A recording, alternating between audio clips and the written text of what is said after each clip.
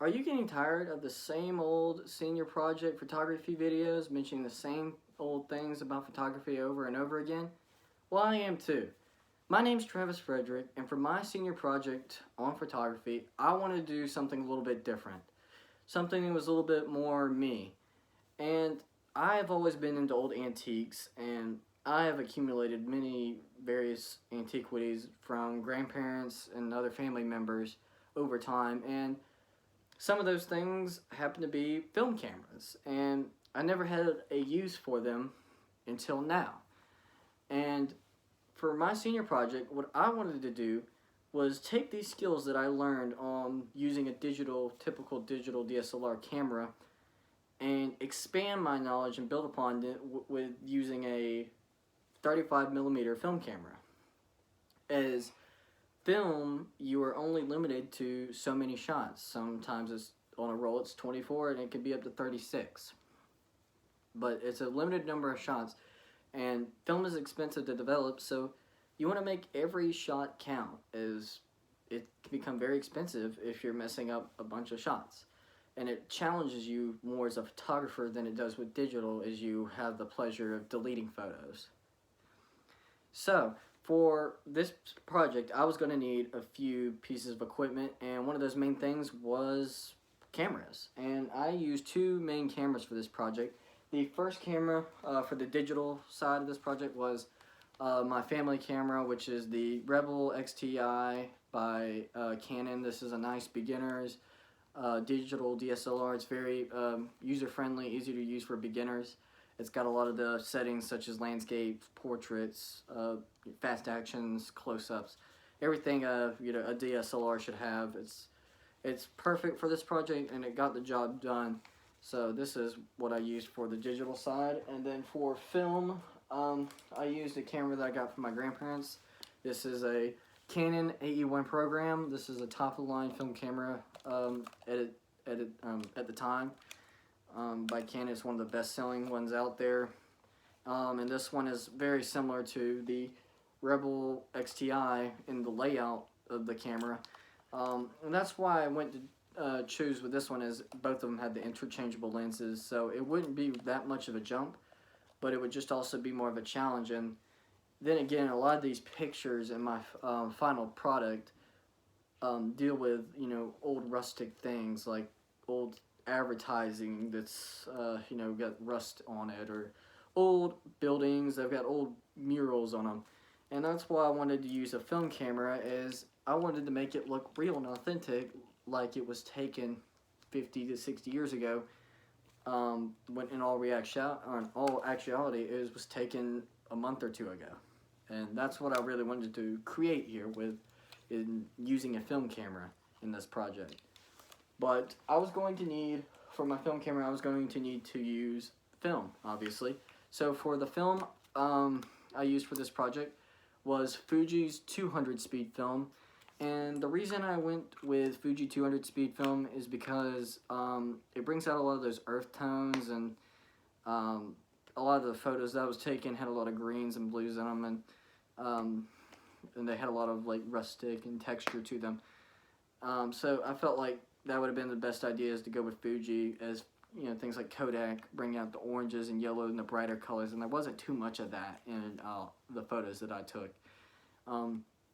And so that's what I used for my film. And getting to the contract requirements for this project was split up into two stages.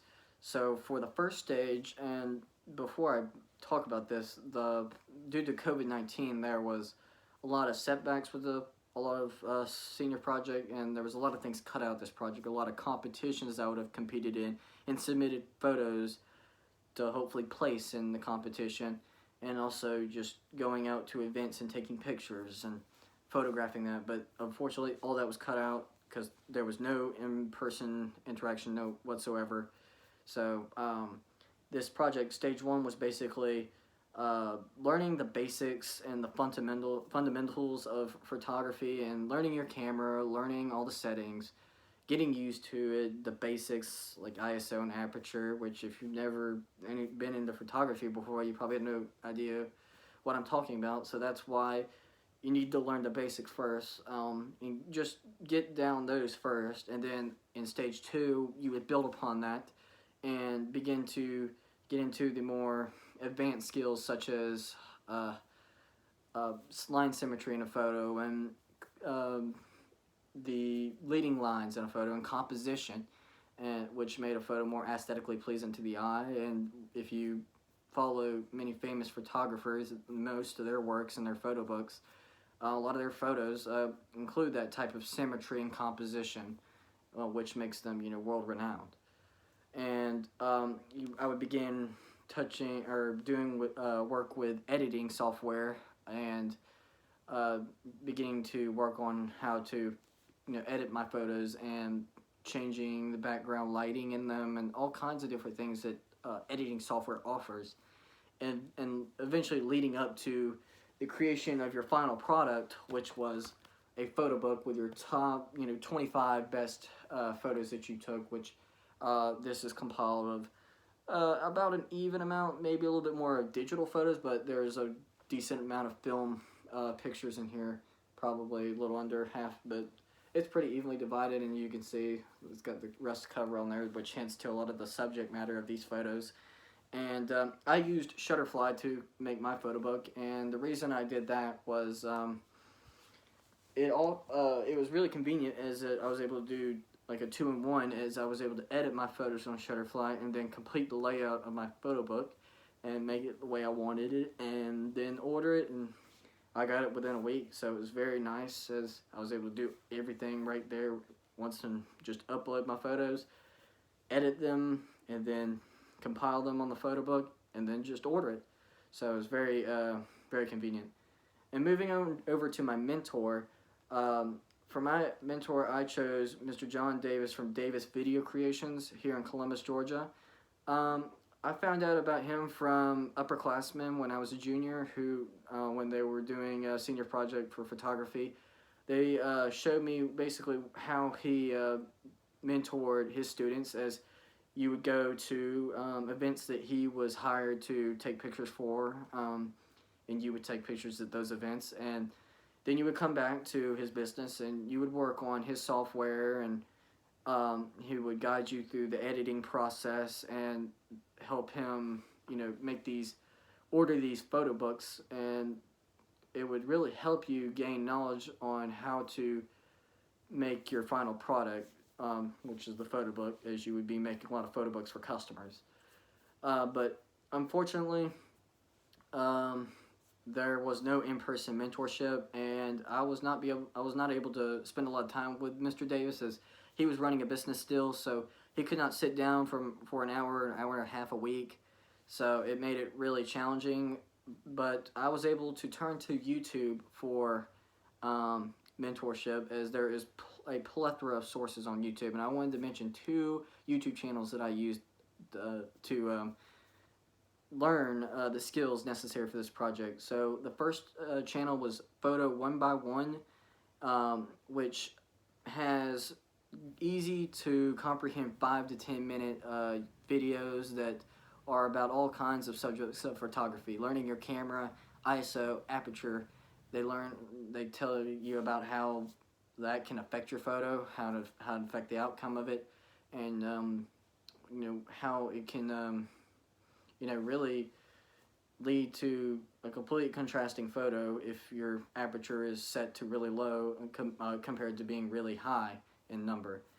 And the second source that I wanted to mention was for film photography, which was King Japes, and he's a very renowned film photographer, and he does all kinds of videos regarding film, about and he'll make videos about like what are the best films out there to use, what are the best cameras, most affordable ones, etc.